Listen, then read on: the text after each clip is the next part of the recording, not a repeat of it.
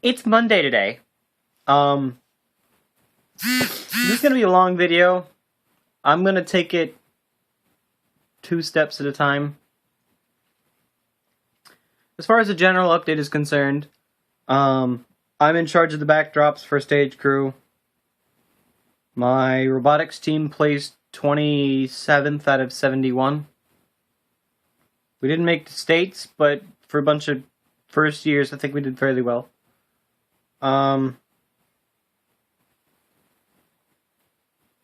Wow. Okay. I have to stay on topic because I'm a little bit in. I'm really exhausted because I had to go to night rehearsals today, which involves a lot of angry people, and thankfully, diffusing the tension was extremely easy on my part since I got to play the role of God. But you know those stories when like your parents tell you, "I will tell you these when you're older," and it doesn't really click how weird they are. Okay, I'm getting off track. I said I was going to take this 2 steps at a time.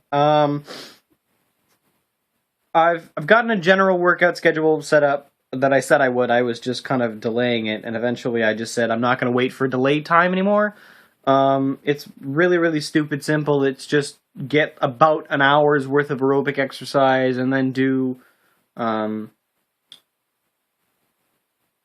reps of push-ups and 20 reps of sit-ups according to like what day it is. I'm at 11 today. Uh,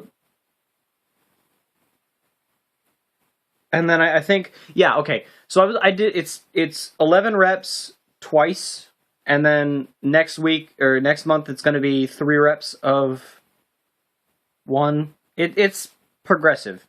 Hopefully by the end of the year I should be able to do 12 reps of 30. So that's fun. Um, okay. That's the general update for now. For today, we're going to talk about what happened and exactly how much I guess I was caught unawares. Okay. At this point, if you're still watching this and you're not, and you live in Florida, this story is being shared with you with the utmost of confidence. So, if you're my mother, I woke up this morning on time. I was actually fairly straight. I had taken a shower or yet like the day before, so I was feeling all right. I got myself a bowl of cereal, if I remember correctly. Um, Went to school. I got to drama. Did math, some online courses and such. It was a productive day.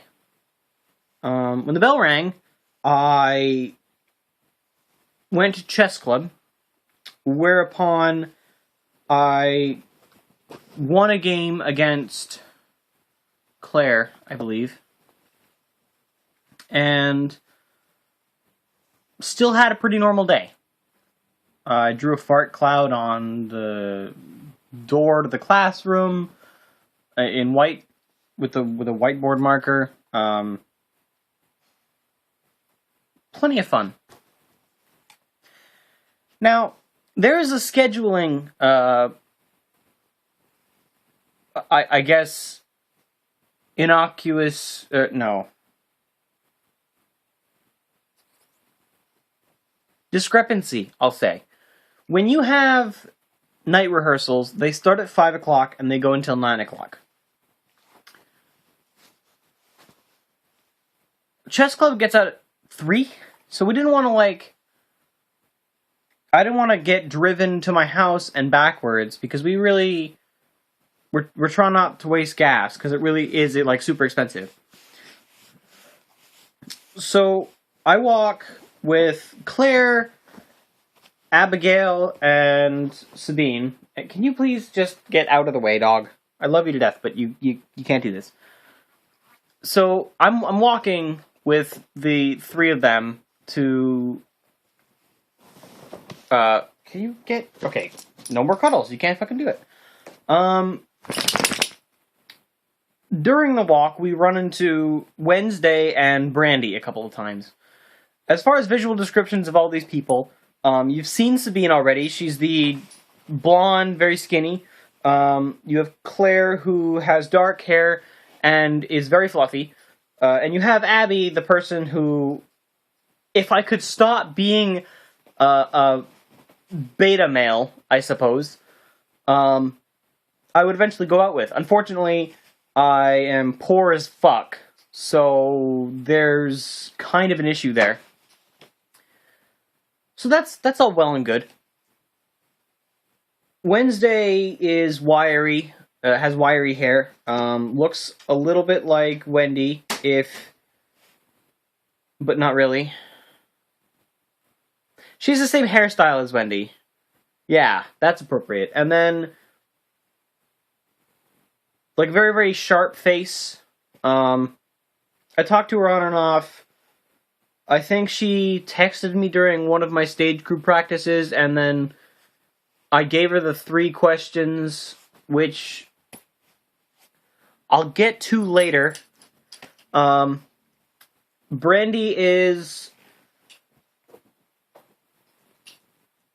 fluffy as well.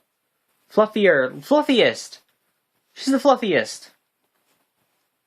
Bright pink hair. She's an otaku.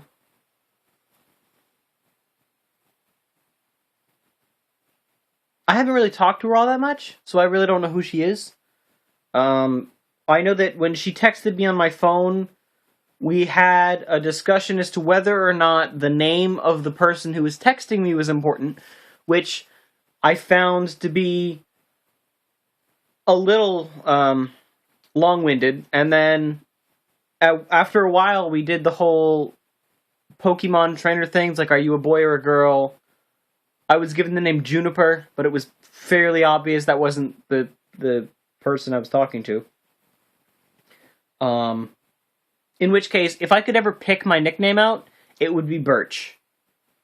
Like, officially, the internet handle that I've been using a lot recently is Birch Bark. I think that it serves a couple of purposes, because I think for a lot of people in a lot of different situations, I try to be the kind of like protective covering against the cold, harsh elements of the world, and I guess it has other applications. Like, you can tear birch bark off and then write on it, and I feel like that has some metaphorical implications. It's very poetic. I liked it when I fancied the term, and I just started running with it. So I pretended to be Birch. So you have Wednesday and Brandy, and now those people are explained.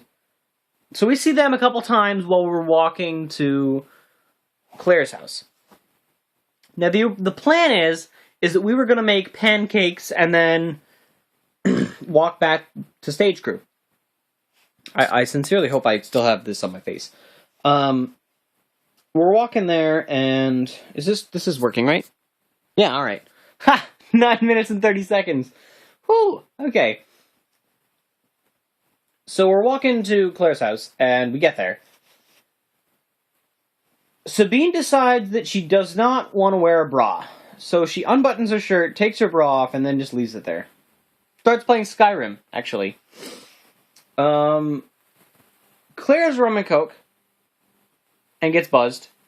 She decides she doesn't want to wear a bra either, so she takes that off, and then puts her shirt back on. Puts a different shirt on. While Abby made pancakes. So, to be quite in short, I got to play Skyrim while a bunch of either half naked or drunk women made me pancakes.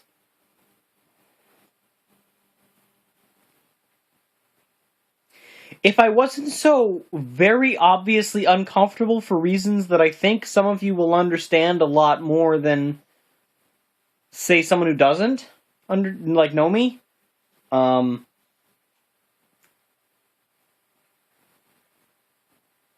So after I spent a solid 30 minutes looking a gift horse in the mouth and kind of, being weirded out, we get driven to stage crew.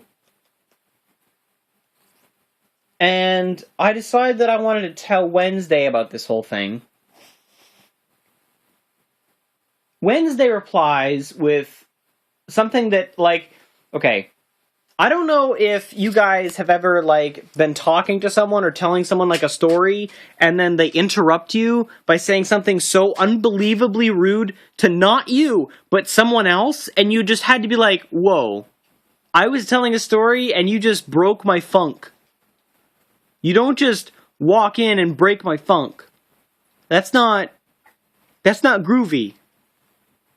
The terminology is obviously wrong, but momentum could be replaced for funk. You could disorientingly, painfully evil is also not okay.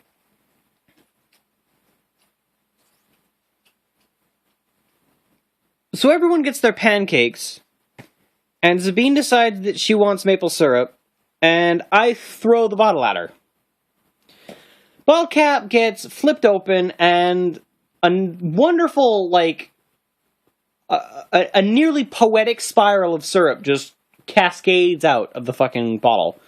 So now Sabine is covered in maple syrup, and I have to clean up a mess on the ground. I clean up the mess on the ground. Sabine goes to take a shower, so now she's entirely nude.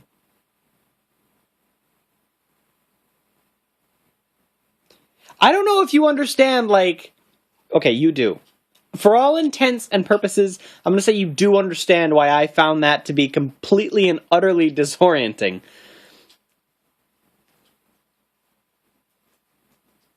She decides that she's going to go wear some of Claire's clothing, which ends up working out. We end up going to stage crew. That I think I did break the story a little bit, because I was going to leave that last part out, but for the sake of continuity, I'm leaving it. I'm going to revise that story. So we end up going to stage crew. Everything goes out fine. I got all my cues down. The stage crew's doing their jobs. Claire's having a grand old time. Abby's up at the light board, and we're working together. And I'm home. I'm getting driven home by my mother, who, again, all things considered, should probably not know how this story works. And it's 9 o'clock now. 9:30. It's 9:30 now. Today burnt me out. And, while I'm excited for this play, I think I'm just gonna,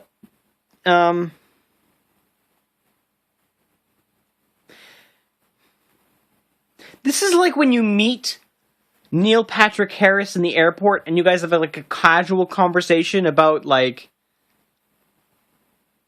say, something really, really stupid, like why pokes are a terrible thing to put on someone else's wall. And then you turn around and you go, holy shit, that was Neil Patrick Harris. But you realize, you're really glad that you handled that in a way that wasn't really terrible, but at the same time, I could have fangirled and maybe gotten his autograph. I would not have gotten the metaphorical autograph in this situation. And for a long time, and this is the reason why I think I'm so burnt out right now, is because while I was in the stage crew, I was thinking about what just happened, and I think I told Wednesday about the whole situation. I'm telling a really disjointed story, but I'm really, really tired. I told Wednesday about the story, and she said, while I was in the middle of telling the story, that I think it was, it's nice to hear that Sabine is still a slut, Claire is still drinking, and then they found a good boy replacement. That's the statement that had me in such a fuzz, is that I was just like, I was telling a story, miss. So I'm in the middle of stage crew, and I think at this point you have all heard, or I've at least told you all the facts. If you can piece them together, then more power to you. I might retell this story, or maybe block it out of my memory psychologically.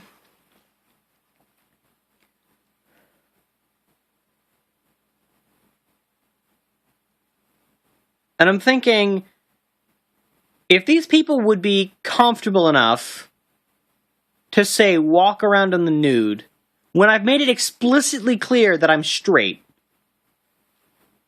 there's one of two things. One of them is how I originally interpreted it, and then after receiving a caustic piece of,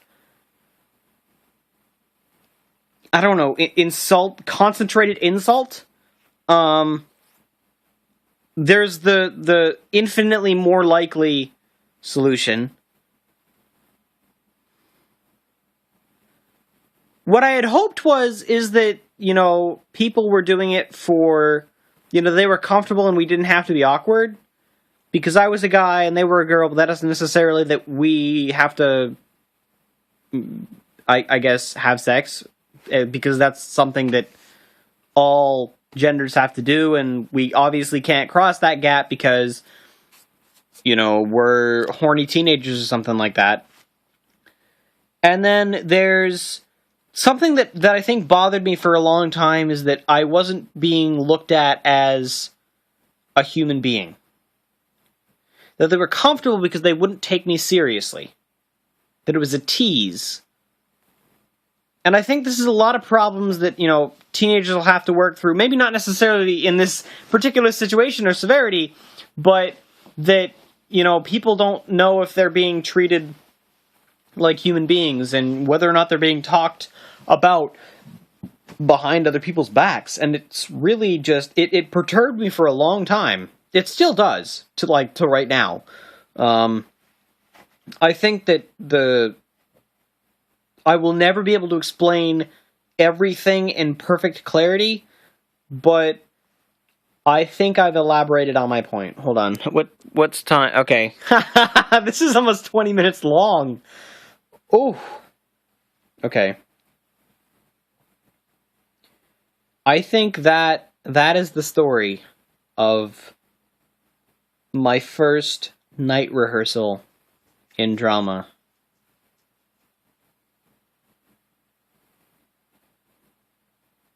I am fucking tired. I think I've percolated a lot today. I think I've, balanced, brave... No. I can't even think of an alliteration right now. That's how rock tired I am. And you'd figure, I'm glad that I was able to handle it in a way that wasn't super offensive, because I was looking at it really? Do you really have to do that? Because I'm a guy, and this makes me uncomfortable. And people just laughed it off, and I think if I had put my foot down, I don't know how that would end, per se. I think I should have. I think that in that particular situation I should have, and I think... And after the stage rehearsal, as we were walking out, I was like, Sabine, don't do that again. It perturbed me.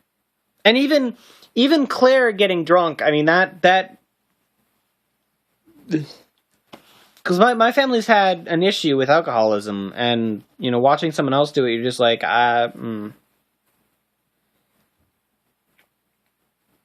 suppose the accurate or intelligent thing to do would be to find new friends.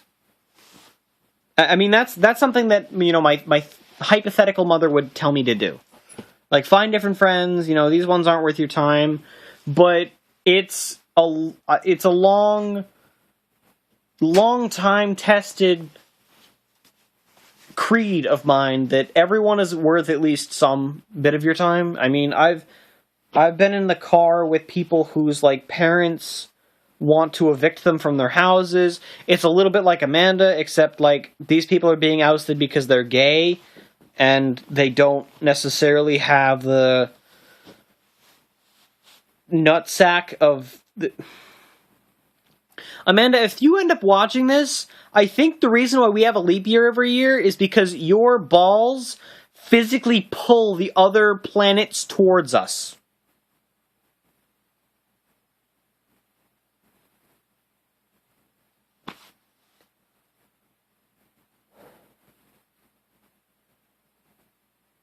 Yeah, I think I've elaborated my point in a very detached, disoriented, and unforgivingly confusing way, but I have elaborated my point. If you can watch this over it a couple times, I know it's 20 minutes long, but if you can piece together what happened tonight, I think you'll understand what I did today. Wow. Happy Monday.